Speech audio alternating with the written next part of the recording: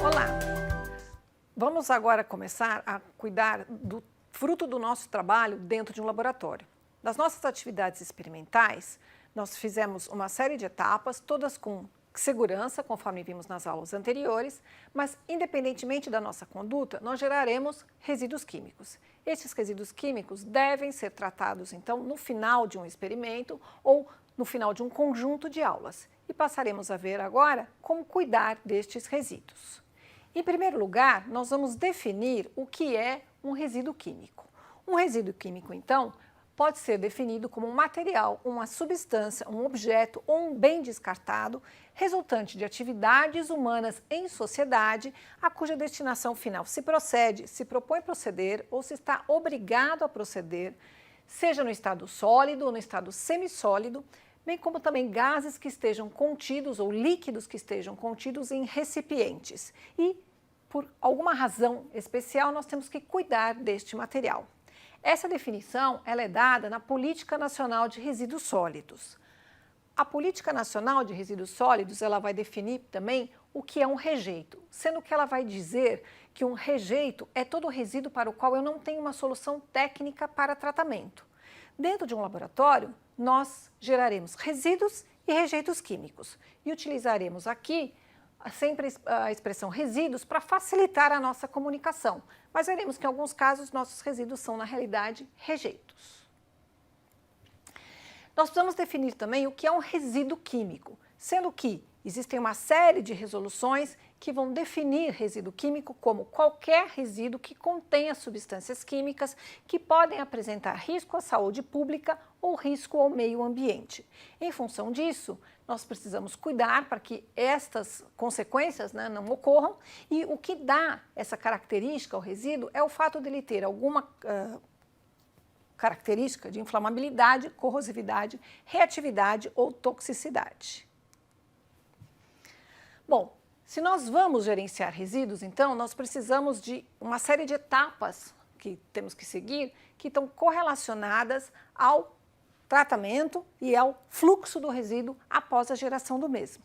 Em primeiro lugar, nós precisamos fazer um levantamento, nós precisamos conhecer quanto geramos e o que geramos. A partir do momento que eu conheço isso, eu tenho que fazer uma proposição de medidas de minimização. Uma vez que eu gere o resíduo, eu vou precisar manuseá-lo, o que significa que eu vou precisar segregá-lo, acondicioná-lo, rotulá-lo, armazená-lo dentro e fora do meu laboratório, tratá-lo dentro ou fora do meu laboratório, encaminhá-lo para a disposição final, tudo isso registrado e controlado. Nós passaremos a seguir por cada uma dessas etapas. Pense sempre na sua responsabilidade enquanto professor para que essas etapas sejam seguidas nas suas aulas ou nas atividades experimentais que você estiver fazendo dentro do seu curso. É importante que a gente saiba também que algumas hierarquias devem ser seguidas. Normalmente, quando falamos em gerenciamento de resíduos, pensamos especificamente em como tratá-los ou em como colocá-los fora do laboratório. Mas, na verdade, o que a gente deve pensar sempre é o que eu posso fazer para minimizar o resíduo que eu vou gerar. Se eu não conseguir reduzir esta quantidade, eu preciso pensar sempre no que eu devo fazer para que este resíduo volte ao meu processo via um reaproveitamento, uma reciclagem. Só então eu vou pensar nas etapas de tratamento e a última coisa que deve vir à minha mente é um método de disposição final, aquilo que a gente poderia comparar a um caminhão de lixo retirando o resíduo do nosso laboratório. Então, tenham em mente sempre essa hierarquia. Evite, minimize, reutilize, recicle, trate o seu resíduo e só então pense na disposição final. Bom, conforme falamos, a primeira etapa do nosso gerenciamento consiste no levantamento de resíduos. Eu preciso saber o que eu gero no laboratório e quanto eu gero de resíduo no meu laboratório. Em função disso, eu tenho que conhecer todos os reagentes que eu tenho guardados e todos os processos que eu vou realizar, as reações que eu vou realizar na minha bancada. Se eu conheço o reagente, eu sei que meu reagente deve virar um resíduo, seja porque ele sobre, seja porque eu vou preparar uma solução dele que vai sobrar. Por outro lado, eu vou ter processos, então eu preciso entender quais são os processos, verificar quais são as substâncias químicas formadas e a partir daí então eu tenho os meus resíduos formados durante os meus processos. Vocês devem se lembrar que nós falamos sobre planejamento lá no início do nosso curso. O planejamento tem que estar aqui presente, né? Fiz o meu planejamento de aula, eu já pensei no meu resíduo, então eu conheço o processo, conheço as substâncias que serão formadas.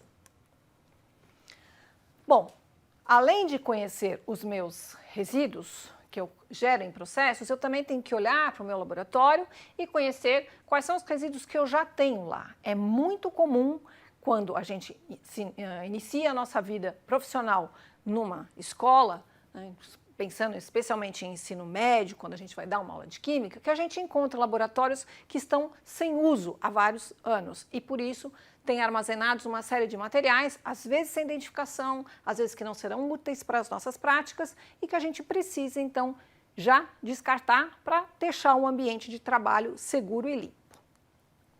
A segunda etapa do nosso gerenciamento de resíduos envolve aquilo que nós chamamos de minimização. A minimização nada mais é do que gerar pouco resíduo ou gerar a menor quantidade possível de resíduo ou, se possível, não gerar resíduo algum. Na prática, o que significa isso? Trabalhar com substâncias que não sejam perigosas, trabalhar com substâncias que nos deem resíduos que não sejam perigosos, trabalhar com a menor quantidade possível e assim por diante.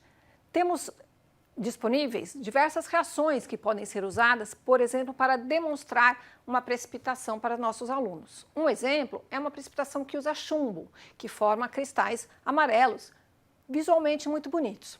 Por outro lado, acabo gerando um resíduo de chumbo que é extremamente perigoso. Então, eu sempre devo procurar o quê? Reações alternativas que vão mostrar para o meu aluno também uma evidência de reação, uma precipitação, mas que não vão gerar um resíduo tão perigoso quanto, né, ou o menos perigoso possível.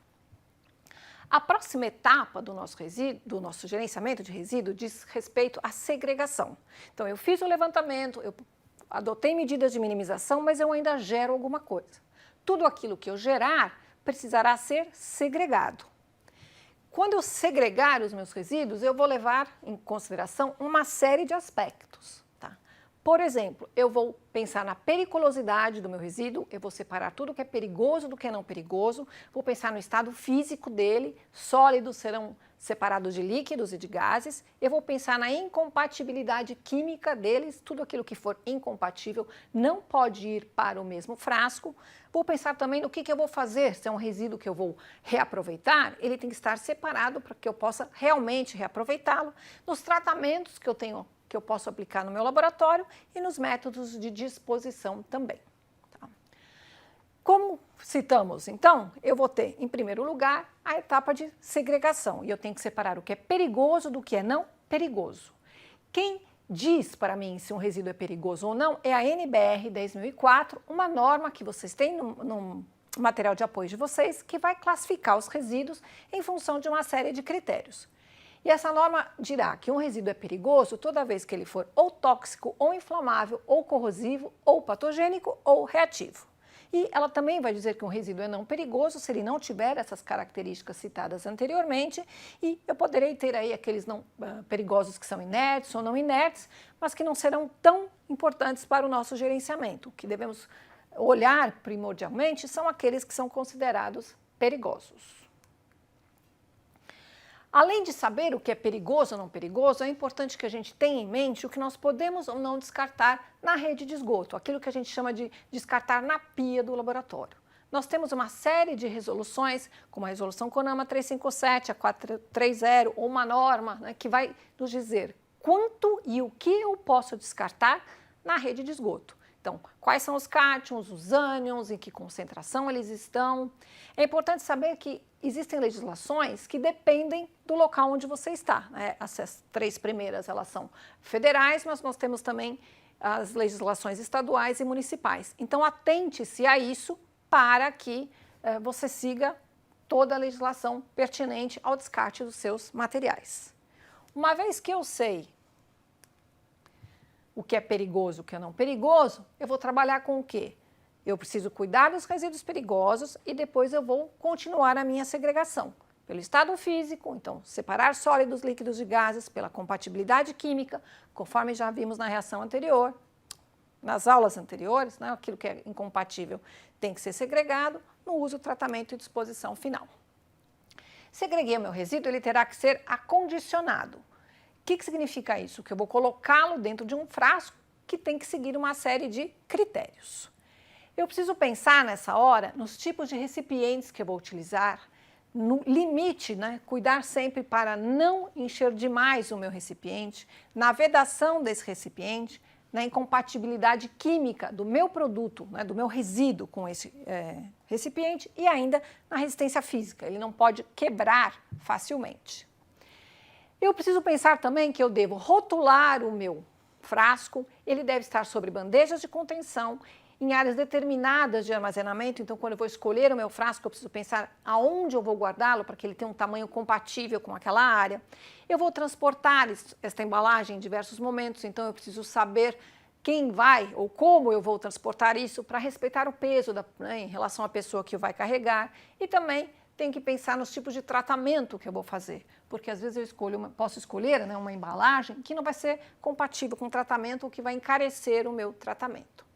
Eu posso usar a minha embalagem original do meu reagente, por exemplo, desde que eu retire este rótulo. Então, se eu tenho um resíduo de ácido sulfúrico, eu posso aproveitar um frasco de ácido sulfúrico para guardá-lo e sempre, né, que eu faça antes a remoção desse rótulo de ácido sulfúrico. Ou, se eu quiser usar este mesmo frasco agora para armazenar um outro material, eu devo então remover o frasco e fazer a limpeza dele. Tendo sempre o cuidado que toda vez que eu fizer a limpeza, eu posso gerar resíduo. Então, este resíduo também tem que ser considerado antes de se decidir se recuperaremos ou não um frasco. Todo frasco vai ter que ser rotulado. O que eu vou colocar nele? As informações que dizem respeito à composição do resíduo e aos perigos daquele resíduo. Então, nós já vimos na aula de rotulagem tudo aquilo que devemos seguir para rotular um determinado material. Eu continuo falando de uma substância perigosa, eu preciso seguir as mesmas leis, só que eu preciso chamar a atenção que aquele material é um resíduo. Então, eu vou fazer essa identificação do meu frasco, utilizando as mesmas regras que vimos antes, e eu agora preciso rastrear o meu resíduo. Então, eu tenho que colocar informações sobre quem gerou, o processo que gerou, o local que o gerou e assim por diante. É importante que um rótulo seja colocado num frasco sempre antes do meu resíduo e que neste rótulo eu contenha a informação que é um resíduo perigoso. Para que eu não acabe me confundindo, por exemplo, se eu tiver um frasco de etanol, escrever etanol grande, resíduo embaixo, a pessoa pode pensar que aquele frasco de etanol é de um etanol para ser utilizado numa atividade de laboratório e acabar tendo um acidente porque ele está mal rotulado. Então, comece sempre colocando a frase resíduo perigoso e depois todas as informações conforme vimos anteriormente. Tá? É importante então que o rótulo não contenha apenas fórmulas, não contenha apenas abreviações, contenha sempre a informação do volume e das datas relativas ao armazenamento. Essas duas informações são importantes porque durante o gerenciamento de resíduos você deverá acompanhar os frascos que estão acomodando o seu material.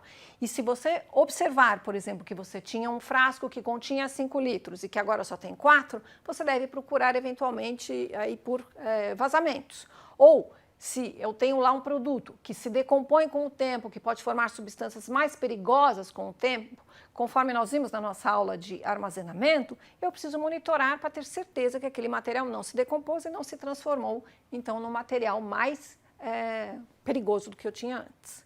Em relação ao armazenamento, é importante que a gente saiba que não devemos armazenar no laboratório materiais em demasia. Então, eu devo ter um único frasco para receber um determinado tipo de resíduo e uma vez que ele está completo, ele tem que ser tratado ou removido do ambiente do laboratório.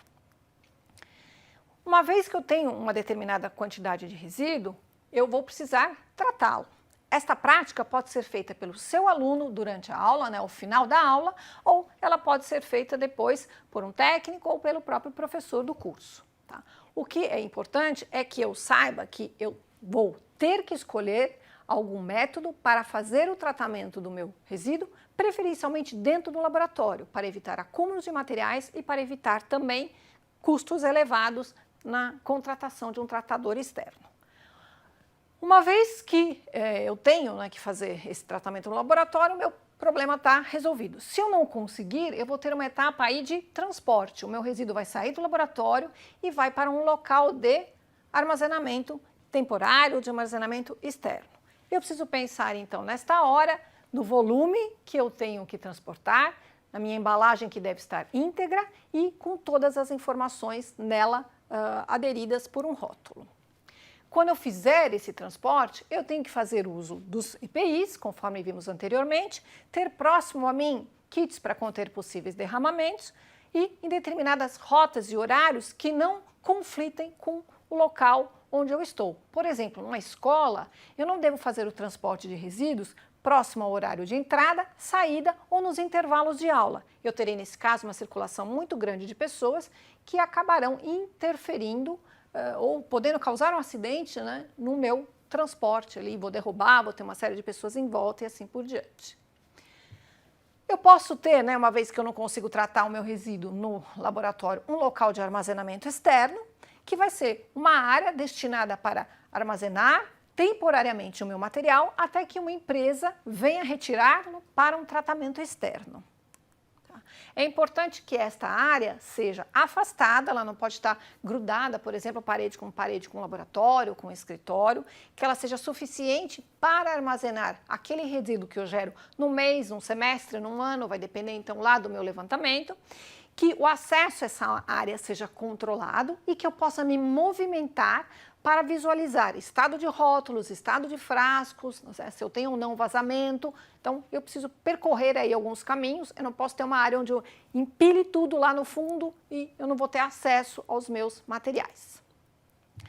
Bom, se eu não fiz o meu tratamento internamente, então eu vou precisar aí de uma etapa de transporte externo, na qual eu vou contratar uma empresa que vai levar o meu resíduo para um tratador externo. Aqui é importante que vocês saibam que existe uma série de normas, regras e leis que devem ser seguidas. Então, este cuidado deve ser feito na hora da contratação do transportador. Nós não entraremos em detalhes neste momento a respeito disso. Então, eu tenho legislação para tudo, para o veículo, para o motorista, quantidade que eu posso transportar. Por enquanto, vocês só devem saber que essas informações devem ser procuradas na hora da contratação, então, de um transportador.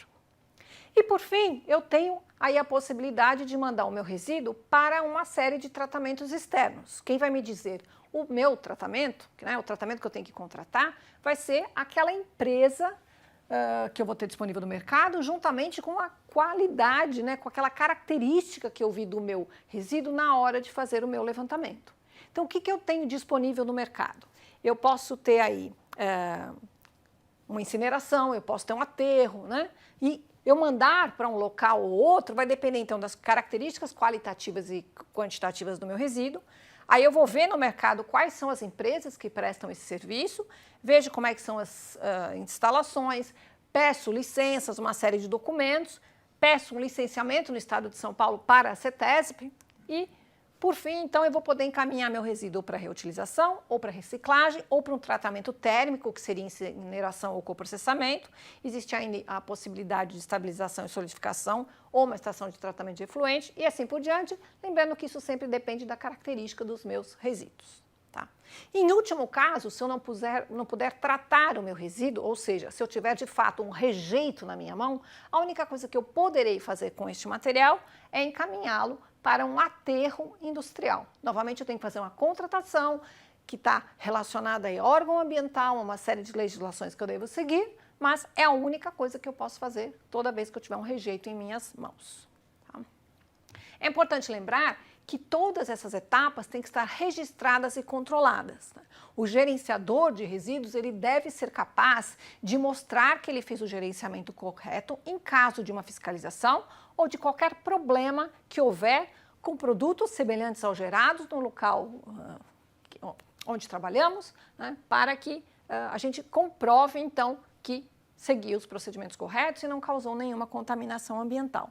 Então, lembre-se de registrar toda a movimentação dos seus resíduos, quem gerou, em que experimento, quem recebeu, controlar todos os documentos, então se eu fiz uma contratação, qual é a empresa que eu contratei e assim por diante, e controlar o documento de destinação final. Então, se você contratou um terceiro, por exemplo, uma incineradora, ela tem que te mandar um registro de que aquele material foi incinerado, uma certificação. A mesma coisa se for para um aterro. Bom, vimos então todas as etapas do gerenciamento. Na próxima aula, falaremos sobre como tratar os resíduos dentro do laboratório. Até lá!